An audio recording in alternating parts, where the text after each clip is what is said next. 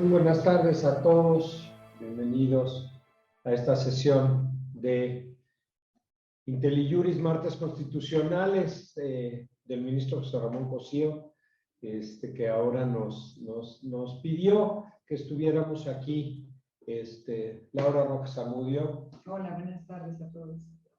Y yo, Raúl Mejía, estamos para comentar una decisión complicada, conflictiva, con muchas aristas de la Suprema Corte de Justicia y su relación con el federalismo. Estamos hablando de la decisión de la primera sala para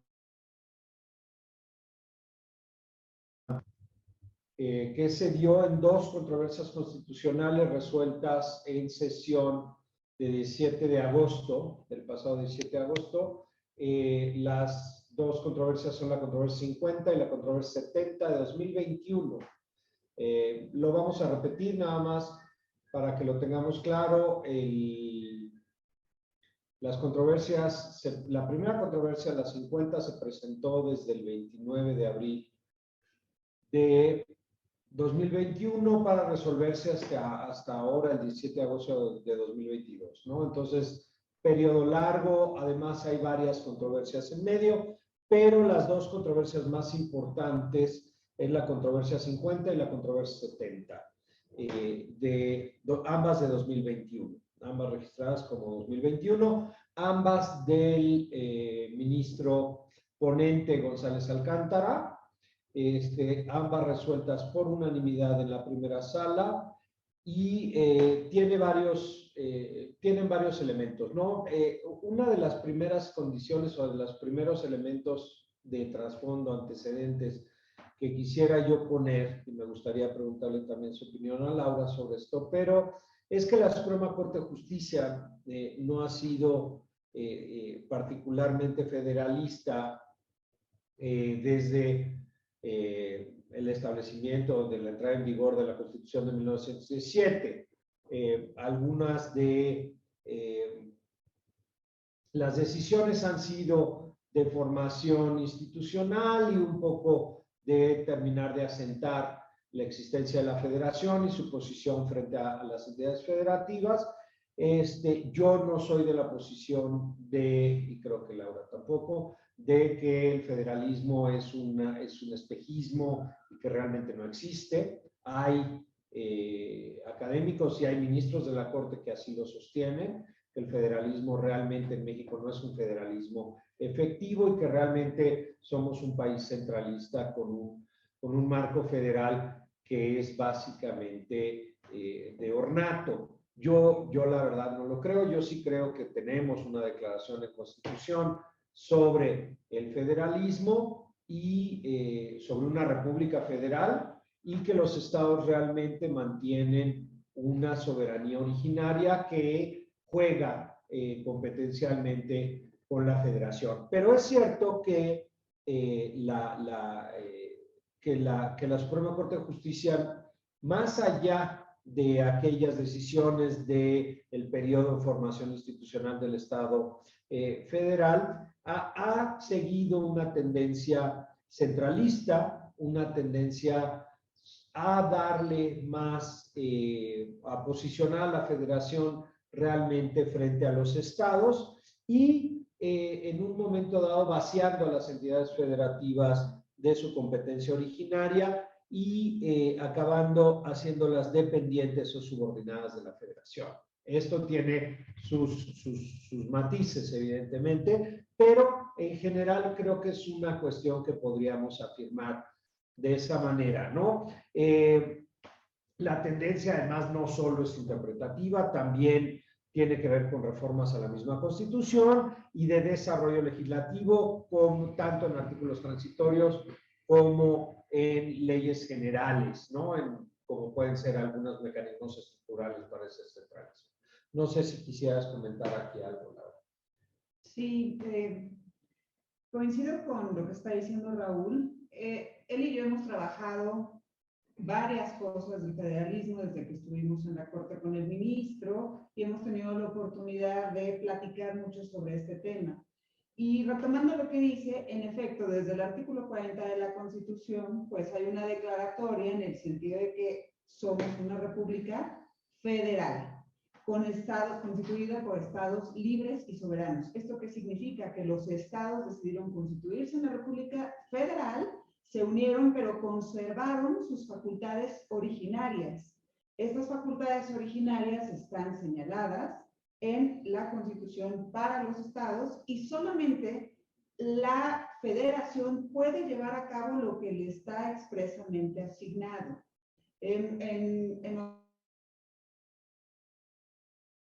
diversos trabajos donde básicamente señalamos que, por ejemplo, las facultades de la federación están consignadas en el artículo 73 de la Constitución para el Congreso Federal, por ejemplo.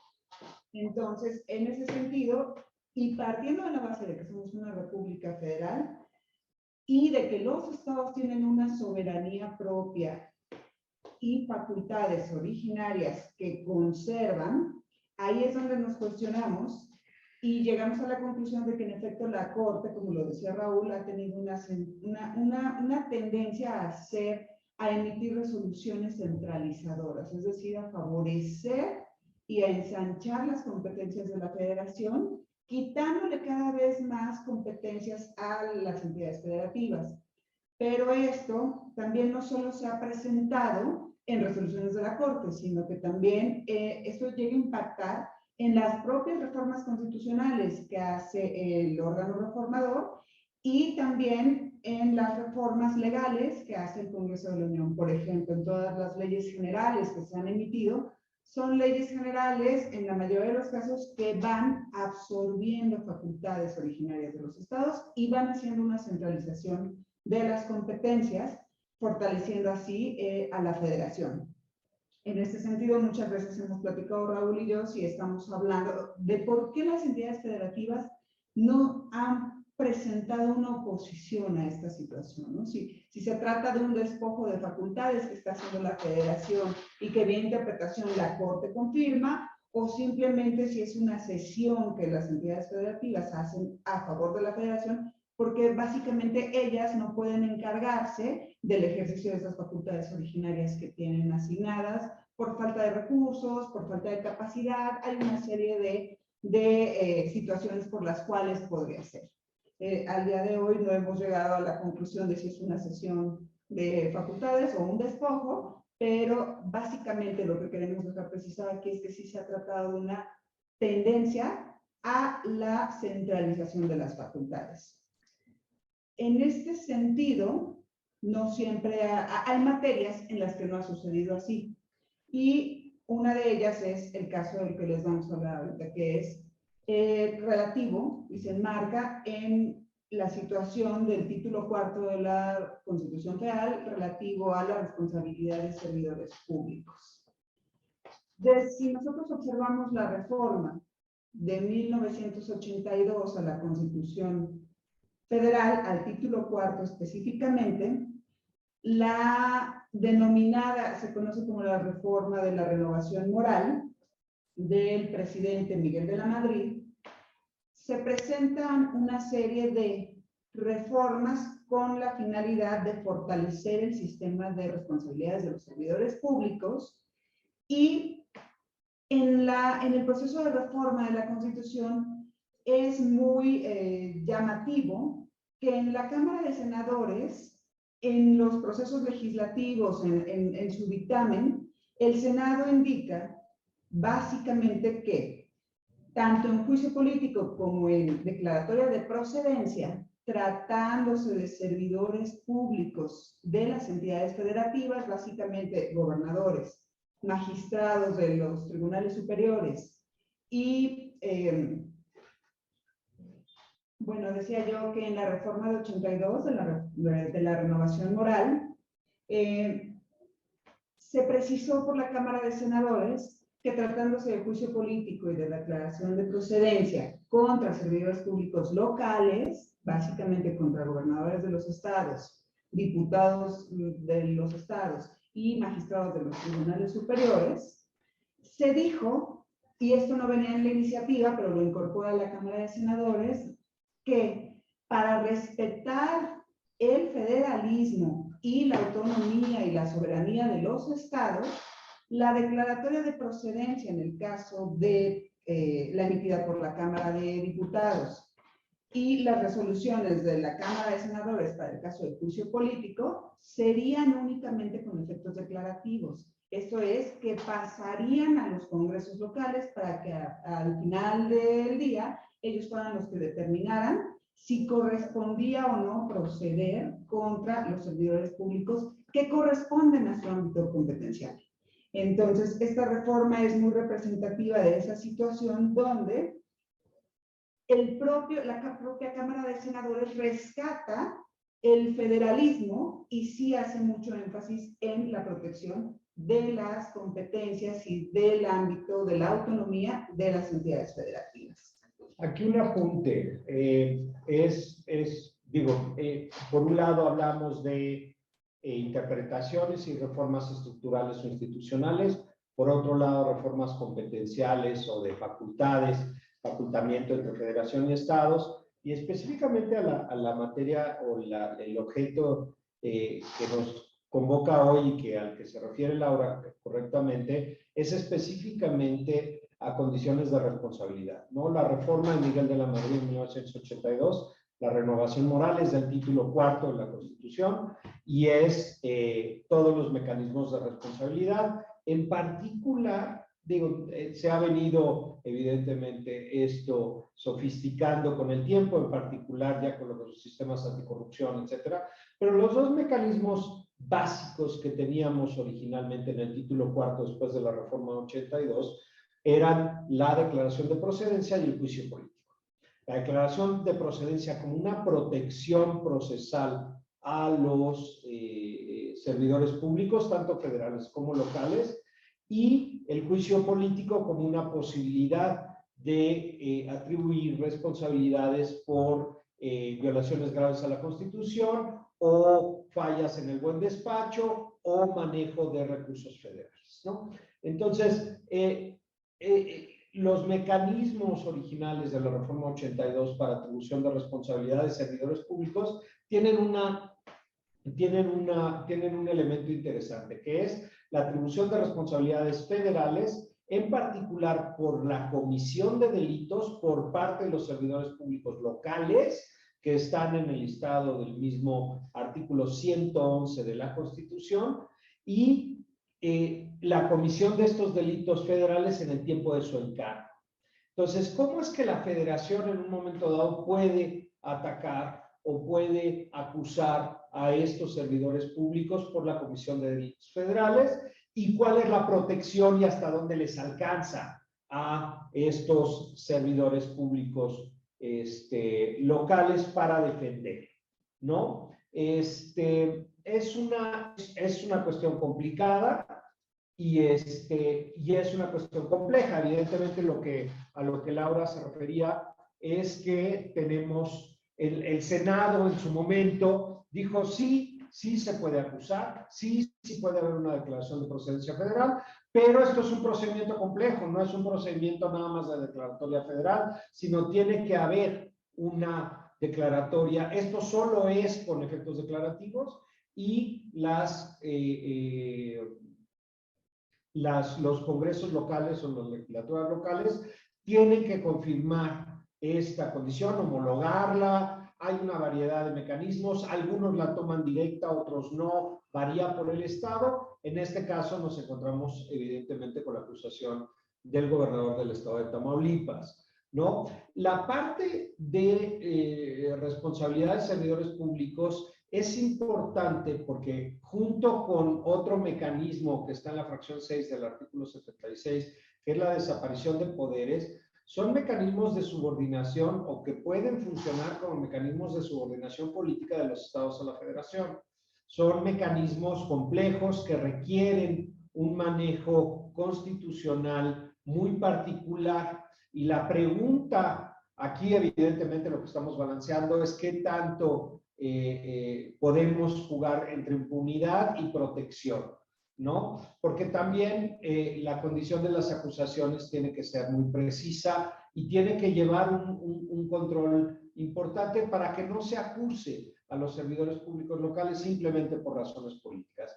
Y esto es parte de lo que nosotros vamos a seguir desarrollando aquí, ¿no? Si en este caso se dio o no, ¿no?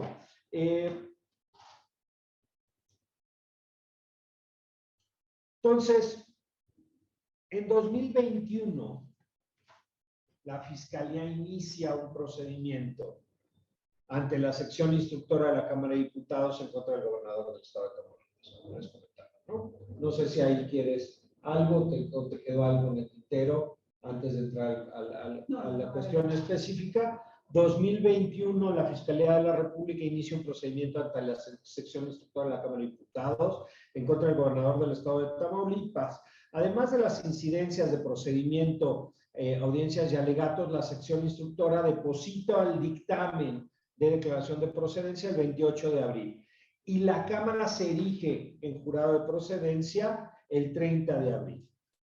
En su sesión del 30 de abril, por 302 votos a favor, 134 en contra y 14 abstenciones, una sesión además muy larga, muy complicada, donde claramente se mostraba la dominación del partido en este momento en el poder, de manera muy clara en todas las discusiones, declaró que sí había lugar a proceder en contra del gobernador del estado de Tamaulipas y que ello se debería comunicar a la legislatura local para los efectos dispuestos en el artículo 5, en el párrafo 5 del artículo 111. Aquí nada más una condición importante antes de esto: los delitos por los cuales se declara la procedencia es por fraude fiscal equiparado. Nada más por dejar claro que esta fue específicamente el delito por el que se declara la procedencia. Ya después discutimos qué efectos o qué impacto tiene esto posteriormente, ¿no? Sí, no obstante, perdona, no obstante que también en la denuncia se había señalado delincuencia organizada y operaciones con recursos de procedencia ilícita. Sin embargo, respecto de estos dos delitos, la Cámara de Diputados no se pronuncia y la declaratoria de procedencia solo va por defraudación fiscal equiparada, el cual no es un delito grave que amerite la emisión de una orden de aprehensión, solo para dejarlo inicialmente anotado. Entonces, hay ahí varios elementos, ¿no? Simplemente tomarlo como condición. La defraudación o el fraude fiscal equiparado es un problema fiscal, era un problema de un depósito de dineros de impuestos por la compra-venta de un departamento, etcétera. Esa era la acusación. Había otros elementos, pero en el dictamen ni siquiera se analizaron realmente los demás delitos. Un poco la impresión que nos da la lectura del dictamen es que en el entendimiento de la Cámara de Diputados y en particular de la sección instructora y en particular de su presidente, se entendía que una vez emitida la declaración de procedencia, toda la protección en contra del gobernador se levantaba y entonces se podía iniciar procedimiento penal por cualquier delito, independientemente de por cuál se había procedido, ¿no? O se había declarado la procedencia por parte de la Cámara de Diputados. Esto es una primera pregunta, simplemente la dejamos ahí anotada para acabar de cerrar este punto, ¿no? Un poco más tarde, el 30 de abril, ese mismo día que se declaró la procedencia en la Cámara de Diputados, la legislatura del estado de Tamaulipas, aplicando el artículo 44 de su constitución local, vigente de ese artículo 44, nada más para dejarlo claro también, está vigente desde el 3 de marzo de 1984. Entonces, pareciera que es un artículo que responde justamente a la reforma de 1982 del título cuarto, y es un artículo que establece un procedimiento de homologación de la declaración de procedencia de la Cámara Federal elegida en jurado de procedencia. Entonces, declaró que no procedió a homologar la declaración de procedencia emitida por la Cámara de Diputados elegida en jurado de procedencia en contra del gobernador del estado, por lo que determinó de manera expresa que no había lugar a retirar la protección o inmunidad procesal penal que la Constitución local le otorgaba al gobernador del estado. Sí, en este sentido, el artículo 111 de la Constitución, párrafo quinto, señala que existe este procedimiento complejo del que hablaba Raúl, en el sentido de que interviene la Cámara de Diputados Federal, hace un pronunciamiento y el dictamen que emita va a ser comunicado a las legislaturas locales para que sean ellas las que determinen si homologan, si no homologan, si finalmente ponen a disposición o no al servidor público de que se trate y por consiguiente le retiran el fuero.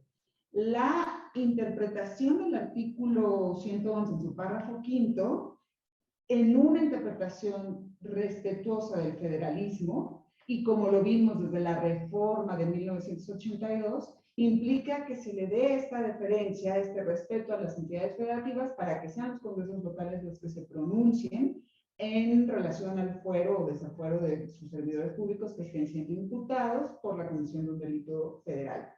Ahora bien, en ese sentido, ya Raúl precisó que hubo una declaratoria de procedencia de la Cámara Federal y sin embargo el mismo día el Congreso local también se pronuncia en el sentido de que no homologa la declaratoria de procedencia emitida por la Cámara Federal y determina no retirar el fuero del gobernador y mantenerlo en su cargo como gobernador, esto es, mantener su fuero.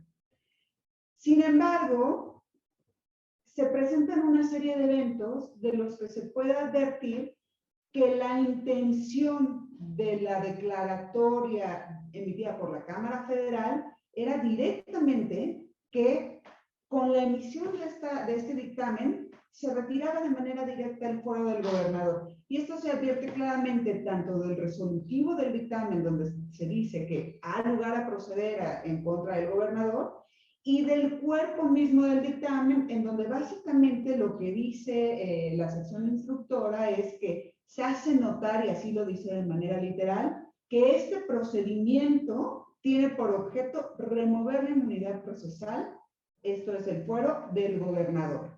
Entonces, se da una suerte de entendido por la Cámara Federal que con la emisión de su dictamen automáticamente se retira el fuero del gobernador y que el comunicado al Congreso local solamente tiene efectos meramente de aviso, de un aviso. Ante esta perspectiva y ante este conflicto de interpretación, porque también el Congreso local ya había emitido su resolución de no homologación y de mantener el fuero, claramente había una situación de un conflicto de interpretación del artículo 111, fracción quinta de la Constitución. Por eso, el Congreso local presenta una primera controversia, que es la 50-2021, ante la Suprema Corte, en la que acude a reclamar los efectos pretendidos por la Cámara de Diputados del Congreso de la Unión en su declaratoria de procedencia, es decir, estos efectos señalados en el sentido de quitar de manera directa el fuero al gobernador. ¿Qué pasa en esta controversia? Que cuando se recibe en la Corte, el ministro ponente González Alcántara decide desechar la controversia y en el razonamiento que emite señala que desecha la controversia porque el Congreso local no había acreditado una afectación a su ámbito de competencias, porque, y dice el ministro, es el Congreso local el que tiene la última palabra para determinar si mantiene o no el fuero del gobernador. Hasta ahí, pareciera que un ministro, que es el instructor, había resuelto esta divergencia o esta interpretación constitucional distinta. Sin embargo, viene en el avance del caso, la Fiscalía General de la República impugna ese desechamiento del ministro instructor y piden un recurso de reclamación que se reitere el desechamiento, pero sin hacer esta interpretación constitucional. Simplemente un desechamiento liso y llano, sin que se resolviera el diferendo constitucional. ¿Qué sucede aquí? Que en lo que se está integrando este recurso de reclamación, del cual fue ponente la ministra Piña Hernández, se emite en el entendimiento de la Cámara de Diputados la Fiscalía General de la República solicita la emisión de una orden de aprehensión a un juez especializado en el sistema acusatorio, y el juez, después de hacer varias consultas a la Cámara de Diputados, a la presidenta, y básicamente en el sentido de aclarar si había sido desaforado o no el gobernador, pero simplemente la Cámara no responde de manera contundente, así de manera frontal, si había sido desaforado o no, y repite con el mismo silogismo de la fracción del artículo 111, párrafo quinto, en el sentido de se comunican las legislaturas locales, esto es, no se resuelve. El juez especializado decide emitir una orden de aprehensión en contra del gobernador. Con motivo de esto se presenta una segunda controversia constitucional, la 70. ¿Por qué? Porque ya los efectos pretendidos de la controversia 50 se habían materializado en la solicitud de la orden de aprehensión y en la emisión de esta misma orden. Entonces, ya se había actualizado la determinación de perseguir y detener al gobernador, independientemente de si tuviera o no fuera, seguía pendiente de resolución esta interpretación. Cuando la ministra Piña resuelve el recurso de reclamación... Dame un momentito ahí, nada más. Imagínense ustedes el conflicto, ahí este es el conflicto jurídico como se va presentando. Imagínense ustedes el conflicto político que está detrás de este asunto. De entrada tenemos a la Cámara de entrada tenemos a la Unidad de Inteligencia Financiera, que es el que mueve la información sobre las cuestiones financieras del gobernador a la Fiscalía. La Fiscalía, en su momento, a través de su fiscal especializado, solicita la declaración de procedencia por parte de la Cámara Federal.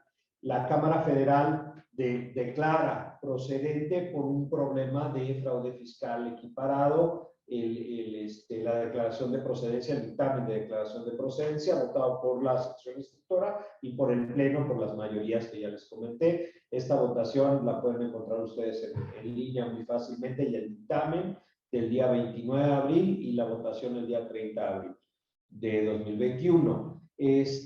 Pero además tenemos una acción paralela por parte del Congreso local que se opone directamente a los efectos de la declaración federal y a órganos de la federación que realmente no toman en cuenta este acto del Congreso local. Por eso el Congreso local inicia una controversia constitucional, aún habiendo ejercido su facultad constitucionalmente establecida y establecida en su propia constitución local, inicia una controversia. De ahí la confusión. Ahí hay una parte curiosa que es lo que dice el ministro instructor. A ver, tú ejerciste tu facultad. Si ejerciste tu facultad, pues entonces no hay afectación. Claro, pero el ministro estaba viendo esto en una situación completamente plana, en un sentido jurídico, sin acabar de apreciar que detrás, o apreciando pero no queriendo ver que detrás, había un conflicto político real, dado por dos interpretaciones encontradas de órganos titulares de poder en cada uno de los ámbitos de competencia, en el estatal por el Congreso, en el federal por la Cámara de Diputados, elegida en jurado de procedencia, y por la Fiscalía General, que además solicita a un juez especializado en procedimiento penal del altiplano una orden de aprehensión. ¿Por qué del altiplano y por qué no en Reynosa o por qué no en Victoria? Porque la acusación y la solicitud hecha por la Fiscalía no es por fraude fiscal equiparado, sino es por delincuencia organizada y manejo de recursos de procedencia ilícita. Esto, por vía del Código Nacional de Procedimientos Penales, le permite a la Fiscalía obviar los problemas de jurisdicción para la solicitud de la orden de aprehensión y le permite solicitarla en cualquier jurisdicción. Y entonces, por vía de la Ley de Delincuencia Organizada. Entonces, permite, y por el Código Nacional de Procedimientos Penales. Entonces, solicita en el altiplano una orden de aprehensión. Entonces, para acabar de poner la situación compleja, y en una situación de que además, si la Policía Federal va a arrestar a un gobernador que no ha sido separado de su encargo y que sigue con fuero local, la policía local tiene el deber de defenderlo, ¿no? Entonces, de cualquier ataque de una policía local, porque ambas soberanías en teoría son equivalentes. Entonces, a ver, estamos frente a una situación de conflicto constitucional y de casi crisis constitucional enfrente de nosotros. No nada más es una controversia. Claro, Laura perfectamente describe la parte de la controversia. Detrás tenemos un conflicto político brutal, ¿no? Y tenemos una situación donde además el gobernador de Tamaulipas no asiste a la sesión federal, evidentemente previendo que si no lo van a arrestar después de la declaratoria de procedencia, sino que se mantiene en su estado. Entonces, son situaciones complejas que en otra época hubieran sido secesionales. Entonces, sí estamos en una situación complicada, no nada más es la persecución de un caco o la persecución de un ladrón, sino estamos en una situación compleja que nos llega más allá del asunto que estamos simplemente viendo a manera jurídica. Sí, continuando en esta narrativa cronológica de lo que jurídicamente iba pasando y resolver la controversia 50, de lo que hizo el ministro instructor, la desechó, de la reclamación que proyecta la ministra Piña y la primera sala resuelve revocar el acto de desechamiento de la controversia 50 porque sí se determina básicamente que en realidad existe un genuino conflicto de interpretación constitucional. Se tenía que resolver qué es exactamente lo que quería indicar el párrafo quinto del artículo 111 con la frase de será comunicada a las legislaturas locales la determinación de la Cámara Federal para que actúe conforme a sus atribuciones correspondan. Entonces, se ordena la revocación del desechamiento y lo que da como consecuencia que se admita la controversia 50, que fue la primera. Sin embargo, ya les había comentado, ya teníamos una segunda controversia presentada, la 70. ¿Por qué? Porque ya se habían materializado estos actos de los pretendidos efectos que se habían impugnado en la 50. ¿Qué problemática presenta esto? Que de haberse emitido un auto de admisión de la primera controversia, la 50, en el momento en el que se hubiera solicitado la orden de aprehensión y se hubiera emitido la orden de aprehensión, estos hubieran sido actos que hubieran sido ampliados en esa primera controversia constitucional, porque ya se hubieran materializado esos efectos pretendidos. Sin embargo, dadas estas incidencias del desechamiento, el recurso, la revocación del desechamiento y la admisión tardía, porque estamos hablando de un periodo de 3-4 meses aproximadamente, se presenta la segunda controversia y tenemos en este momento ya dos controversias corriendo de manera paralela. ¿Qué pasa también? Cuando se emite la orden de aprehensión, hay una tercera controversia que se presenta en la Suprema Corte, pero esta ya viene por parte del gobernador. Las dos primeras controversias son del Congreso local porque viene en defensa de su ámbito de competencia. La tercera controversia ya es promovida por el gobernador en contra de la orden de aprehensión que emiten en su contra, porque él es un servidor público que goza de fuero, de inmunidad procesal constitucional.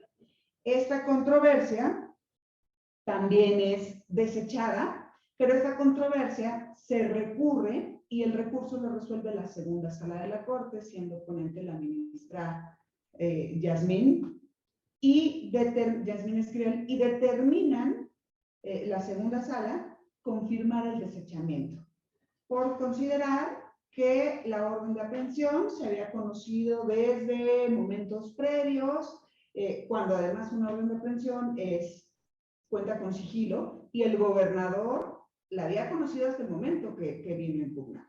Entonces, la segunda sala considera que aquí no había un diferendo constitucional que resolver porque se da por sentado que la declaratoria de la Cámara de Diputados Federal sí tenía por efecto quitarle el fuero de manera inmediata al gobernador. Entonces, aquí también se presenta una situación muy interesante entre las interpretaciones de las dos salas de la Corte. Mientras la primera dice, si hay un verdadero diferendo constitucional que resolver, la segunda sala asume que esto no existe y que es muy claro que la Cámara de Diputados Federal, con su declaratoria de procedencia, quitaba de manera directa el fuero constitucional y se podía proceder contra el gobernador. No sé un punto ahí, nada más para acabar de poner el hilo procesal completo. Evidentemente pareciera aquí que lo que está sucediendo es el Congreso está viendo actos y el gobernador del estado de Tamaulipas está viendo actos de la federación que van en contra del gobernador por razones legítimas o no legítimas. Eso además, tengamos claro que no estamos hablando de la parte penal ni la condición de la acusación penal, que eventualmente, si es que estas acusaciones siguen su curso, una vez que el gobernador del estado termine su mandato, pues tendrá que enfrentar las condiciones de justicia penal correspondientes. Pero más allá de eso,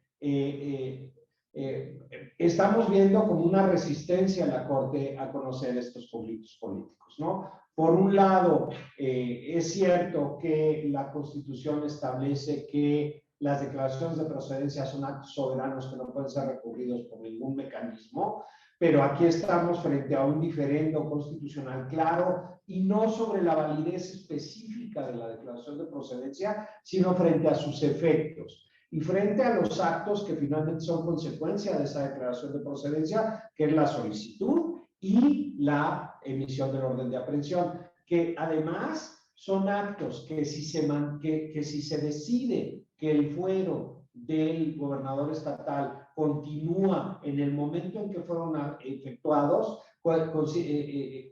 son acciones delictivas conforme al Código Penal Federal, porque son delitos contra la administración de justicia, iniciar un procedimiento penal en contra de un servidor público por fuera.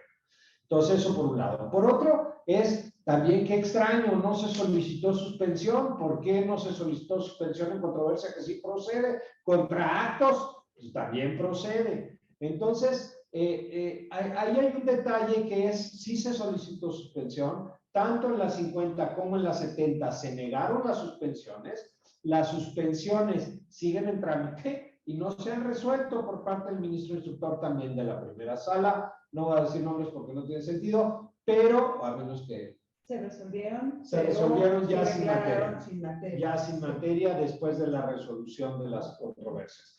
Entonces, nunca se resolvieron en los momentos en los que se requería saber si había suspensión o no. Entonces, los actos seguían vivos y las controversias seguían su curso, ¿no? Las dos reclamaciones en contra de las suspensiones nunca se resolvieron por parte de la primera sala antes de la resolución de las controversias. Tienes razón, están pendientes. Están pendientes, ¿no? Sí. Siguen pendientes de resolución. Entonces, quedarán sin materia porque ya no tiene ningún sentido, porque ya se resolvió el principal. Simplemente es un poco para que tengan ustedes idea de cómo están los tiempos en la Corte y qué es lo que provoca un conflicto político de este calibre en los tiempos de resolución de la Corte, ¿no? Yo no quiero atribuir aquí condiciones de intencionalidad sobre las resoluciones, pero la lentitud es como muy evidente, ¿no? Sí. Ahora, ¿qué resolvió la Corte el 17 de agosto en estas dos controversias, concretamente la primera sala? Respecto a la controversia 50, la primera sala la determinó procedente pero infundada, porque consideró que no se habían afectado las atribuciones del Congreso local, porque hace una interpretación del artículo 111 constitucional y básicamente lo que señala es que en efecto, quien tiene la última palabra para determinar si retira el fuero o no del servidor público local es el Congreso local. Entonces, en ese sentido, se dice por la sala que es infundada la controversia porque no hay una afectación. Sin embargo, en los resolutivos que están en la página de la Corte, son públicos, se reconoce la validez del dictamen emitido por la Cámara de Diputados del Congreso de la Unión. Y se precisa, se aclara que este reconocimiento de validez de ese dictamen no elimina la inmunidad procesal del gobernador. Aquí consideramos que hay un primer problema, ¿no? Como ya les hemos comentado, en esta controversia, el acto impugnado no era el dictamen emitido por la Cámara de Diputados del Congreso de la Unión, porque ese acto es soberano del Congreso y no es impugnable a través de ningún tipo de vía ni de ningún medio de control constitucional.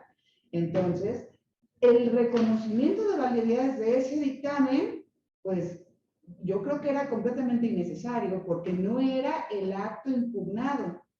Además, esta aclaración en el sentido de que este reconocimiento de validez no elimina la inmunidad procesal del gobernador, pues también sale sobrando por la interpretación constitucional del artículo 111 que se hace y donde se reconoce que es el Congreso local el que tiene la última palabra para determinar si desafora o no al servidor público de la entidad federativa.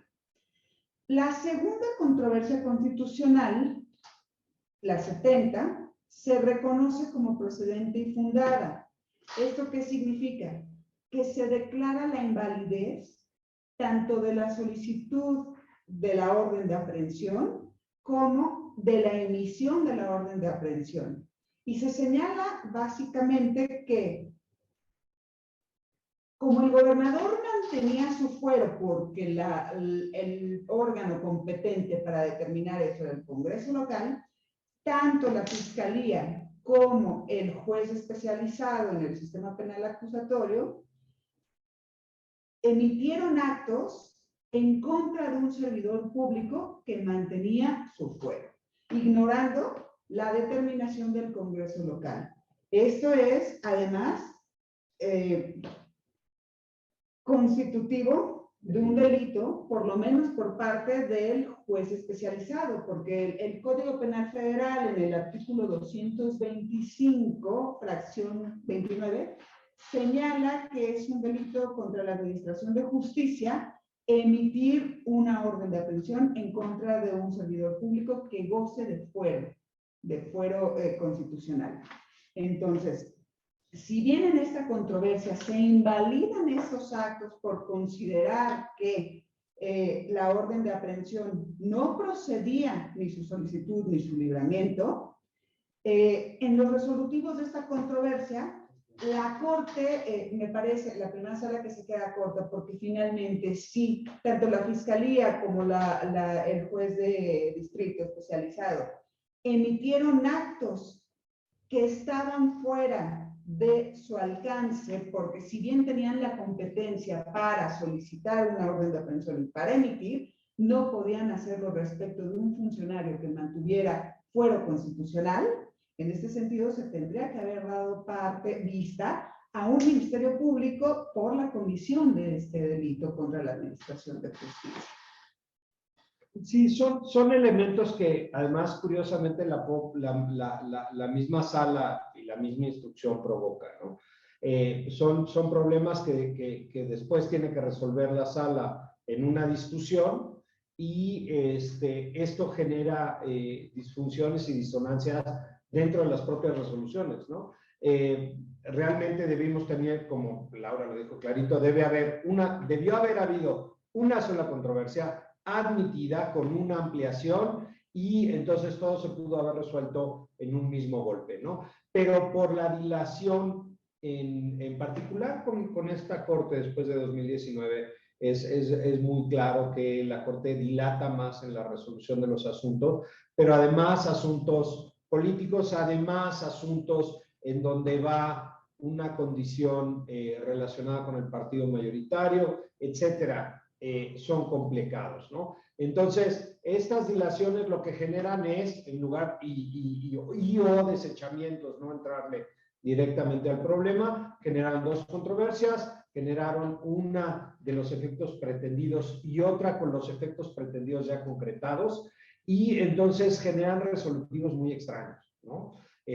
Finalmente, el resolutivo es claro y la interpretación es clara, por parte de la Corte. Esto es, el artículo 111, párrafo quinto, sí establece un procedimiento complejo en el cual la declaración de procedencia por parte de la Cámara de Diputados erigida en jurado de procedencia solamente tiene un efecto declarativo, el cual tiene que ser comunicado al Congreso local, el cual puede homologar o no esa declaración de procedencia y así proceder o no a separar al servidor público de su encargo y ponerlo a disposición de las autoridades correspondientes o no, o mantener el fuero, y entonces para esa acusación se tendrán que esperar hasta la terminación del periodo del servidor público correspondiente para entonces acusar posteriormente, ¿no?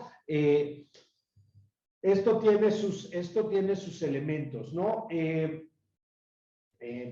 Laura es muy clara y es sobre los problemas específicos de los resolutivos. Ahora, tomemos en cuenta, de nuevo, el contexto político de Tamaulipas. Porque tal vez aquí dice, bueno, ¿y para qué acusaron? ¿Y por qué no se esperaron? ¿Y por qué una acusación tan complicada? ¿Y por qué se presiona por qué la fiscalía presiona al juez? El juez emite una justificación, una fundamentación o un acto fundamentado de manera muy extraña, en el cual desconoce completamente la interpretación de un ministro de la Corte, que si bien es en un desechamiento, pues es una interpretación que soporta la facultad del órgano local, en el riesgo además de que si emite una orden de aprehensión puede estar cometiendo un delito. O sea, los elementos de riesgo para los mismos servidores públicos involucrados son altos, ¿no? Al mismo tiempo teníamos al presidente de Morena en la Cámara de Senadores y al senador Monreal pidiendo fichas rojas y anunciando que ya se había emitido una orden de aprehensión, y anunciando que podían iniciar un procedimiento de desaparición de poderes si hubiera un abandono de puesto por parte del gobernador. Esto es, si hubiera este tipo de cuestiones como muy extrañas, ¿no? Sin haber una separación del cargo por parte del Congreso local del gobernador estatal, sin haber un procedimiento de sustitución o un procedimiento interinato de este gobernador, ¿no? Entonces, estamos en una situación política de nuevo compleja. En el estado de Tamaulipas, las elecciones del 2016, el candidato del PAN, en este sentido, el gobernador acusado, fue electo con un 50.15 de los votos, mientras que en segundo lugar el PRI obtuvo el 36.03% de los votos. El candidato de Morena solo alcanzó el 2.25 de los votos. En el Congreso local, hay dos votaciones antes de la elección del siguiente gobernador, pero obtuvo 20, de hecho hay 3 votaciones porque hay un ajuste de los diputados para su homologación con los procedimientos federales, pero en primera, el PAN obtiene 20 de los 36 diputados, 16 por mayoría relativa y 4 representación. En segundo lugar, el PRI con 12 diputados, y todos los demás partidos, incluido Morena, solamente un diputado por representación proporcional, sumando 4 diputados extra, de 36 que son totales. Entonces, realmente la hegemonía en el Estado por parte del PAN era muy clara, ¿no? En las elecciones de 6 de junio de 2021, Morena avanza y obtiene 18 diputados, 14 de mayoría relativa y 4 de representación proporcional. En segundo lugar, el PAN con 13 diputados, 6 de mayoría relativa y 7 de representación proporcional. Y después el PRI con 2. Movimiento Ciudadano con un diputado y el PT con 2, ¿no? Aquí es curioso, si se fijan ustedes, Morena casi voltea las condiciones de los diputados, ganando mayoría absoluta, ya dentro del procedimiento que se inició de declaración de procedencia, ¿no? Estamos hablando del 6 de junio de 2021, meses después del inicio del dictamen de declaración. Y en las elecciones del Congreso local de 6 de junio, esas son las de 6 de junio de 2021.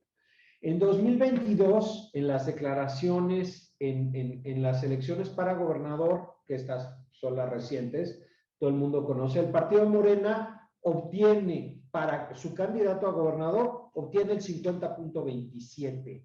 Recordemos que en la elección anterior era el candidato del PAN el que había ganado más del 50%.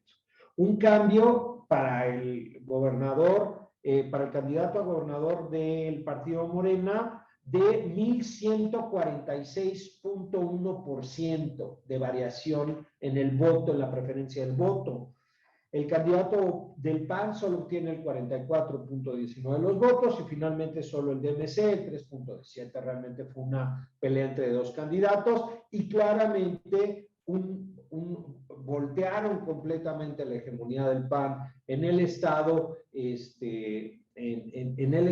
en un sexenio de manera casi total, ¿no? El 50% de los votos, con una variación brutal por parte de el partido Morena o el candidato del partido Morena en cuanto a preferencia de voto. La coincidencia, entiendo yo, y no cometería ese error, la coincidencia no es causalidad, en eso lo sé, ¿no?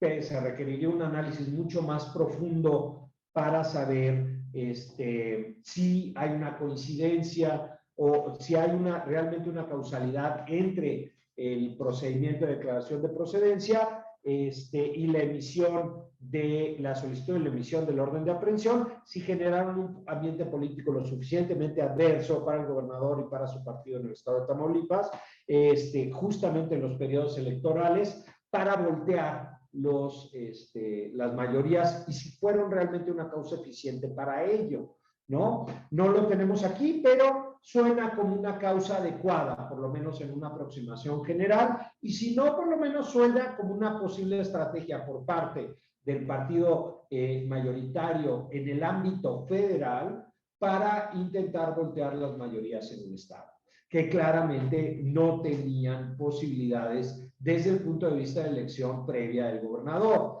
que tenía casi el 50% y tenía la mayoría absoluta en el Congreso del Estado, ¿no?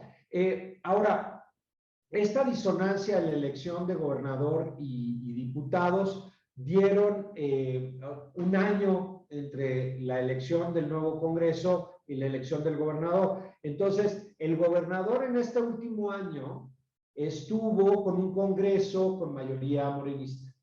La condición del Congreso de mayoría morenista es que intentaron por todos los medios de desistirse de las controversias constitucionales. De hecho, hubo 2 intentos de desistimiento por movimientos internos de Tamaulipas que no se alcanzan a entender completamente y porque no tienen la mesa directiva en todo tiempo Morena, sino se la estaban trasladando a cada periodo legislativo, logran que, y por la dilación misma de la resolución de las controversias, se logra que la mesa directiva emita una solicitud de no desistimiento. Entonces, para acabarla de complicar, las 2 controversias que estamos viendo, que por sí estaban separadas, una con un desechamiento que después obligaron a emitir, otra con los actos específicos del efecto pretendido. Además de esto, tenemos desistimientos. 2 solicitudes por desistirse y 2 solicitudes de no desistirse. La Corte al final decidió mantener la acción y resolver el fondo, lo cual nos parece, creo a Laura, a mí, no sé si Laura tiene otra opinión, pero nos parece adecuado. Porque destruir una acción significa aceptar una violación que en un momento dado se percibió por parte del actor. Entonces, aun cuando el Congreso del Estado en un momento dado haya cambiado de mayoría política, ya haya intentado desistirse, la invasión no es solo a las facultades del Congreso, es una invasión al ámbito estatal del Estado de Tamaulipas. Y no solamente esto, como ya nos dimos cuenta, era una interpretación que no se había hecho por parte de la Suprema Corte de Justicia Justicia. El único antecedente que tenemos es el 2004, con el desafuero de Andrés Manuel López Obrador en la Ciudad de México, pero ese desafuero o esa declaración de procedencia era contra un servidor público federal, porque en ese momento la Ciudad de México todavía se entendía como dependiente de los poderes federales, y el gobernador de la Ciudad de México todavía era considerado un servidor público federal, por lo tanto no entraba en la interpretación del párrafo quinto del artículo 111. Entonces, esto era una interpretación muy importante, porque los elementos políticos y la presión política por parte de la Federación hacia un Estado, las condiciones de cambio que se lograron con esta estrategia a través de los periodos electorales, tanto para el Congreso local como para el gobernador, son por lo menos sensibles, si no es que comprobables completamente. Entonces, si hay una condición de subordinación, y si además se hubiera interpretado que la declaración de procedencia federal quitaba el fuero del gobernador del estado y lo hubieran podido separar de manera automática de su cargo, entonces los estados hubieran quedado en una situación muy subordinada frente a la federación, ¿no? Dentro de las condiciones positivas, porque hemos dicho muchas negativas de la Corte, hay que reconocer que la Corte interpreta el artículo 115, párrafo quinto, conforme a la reforma de 1982, conforme a la intencionalidad del legislativo constitucional en ese momento, en particular las Cámaras Unidas, y que son explícitas en la exposición de motivos y en los dictámenes, en particular en los dictámenes de las Comisiones Unidas del Senado, donde se expresa esta condición muy claramente, ¿no? Y que era una de las cuestiones que además peleaba López Obrador en el momento que él mismo era desaforado, ¿no? O que iba a ser o pretendían desaforarlo. Lo que sucedía es que en ese momento esa protección no le correspondía por ser gobernador de la Ciudad de México, del Distrito Federal, ¿no? Sí, ya para finalizar, solo hacer un comentario final. En este caso, que hemos aquí tratado de explicarles de manera muy sintética y breve, Raúl y yo, creo que tenemos un verdadero conflicto muy claro de ataque de la federación a las entidades federativas. Esto es un conflicto contra el federalismo.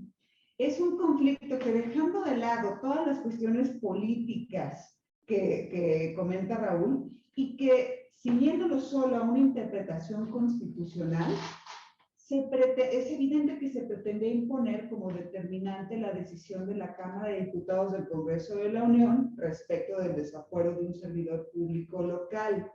Y esto se traduce en, como lo comentamos al inicio de la charla, se presenta una situación en la que la federación pretendía imponerse ante la entidad federativa, en este caso ante el Estado de Tamaulipas. Pretendía subordinarla en esta clara tendencia con la que iniciamos la plática, en el sentido de hacer que las decisiones de la federación prevalezcan sobre las entidades federativas. Afortunadamente, como bien lo comentaba ahorita Raúl, en la resolución de la Suprema Corte, en la primera sala, se determinó decantarse por una resolución protectora del federalismo, protectora de las entidades federativas, y se hizo una lectura y una interpretación del párrafo quinto del artículo 111 en favor del sistema federal y dando el lugar correspondiente a las entidades federativas. No sé si... Pues entonces nos mordemos la lengua, porque habíamos criticado mucho a la Corte que no había emitido resoluciones federalistas, y esta lo es. Esta es una resolución que protege a los estados. Es una resolución que se toma además a pesar de un embate federal muy, muy complejo frente a los estados. Y que por lo menos no desequilibra, no sé si equilibra, pero por lo menos no desequilibra la relación entre federación y estados en una relación política, con los instrumentos de responsabilidad, que son instrumentos bien complejos. Ustedes mismos, no solo nosotros, no solo aquí se cuecen habas, pues, vieron ustedes el intento de desafuero del presidente Trump en Estados Unidos, previamente el presidente Clinton. O sea, son instrumentos muy complejos. Instrumentos, dicen en Estados Unidos que el desafuero de un presidente es voltear un cañón muy grande ante un objetivo todavía más grande, ¿no? Aquí realmente declarar el desafuero de un gobernador estatal y retirarlo del encargo antes de la terminación de su encargo es una vulneración del ámbito local muy rudo en un estado federal. Porque de nuevo no son relaciones administrativas las que hay entre los estados y la federación, sino son relaciones de soberanías originarias equivalentes y son relaciones políticas delicadas. No, por más que hayamos querido decafeinar esta relación. Creo que aquí es donde realmente se muestra que hay una relación federal viva, que hay una relación entre los estados y la federación que sigue pulsante y tensa, y que finalmente la Corte y la primera sala en particular toma una decisión adecuada desde mi punto de vista en este sentido. No sé si Laura no quiere cerrar. Vemos que no, les agradecemos mucho sus amables palabras. No sé si tienen alguna pregunta por ahí. Y si no, pues estaríamos ya en tiempo y por cerrar y agradecerles a todos mucho su tiempo y esperemos que les haya sido interesante este martes constitucional y le digan al ministro Cosío posteriormente. Muchas gracias a todos. Un gusto estar con ustedes.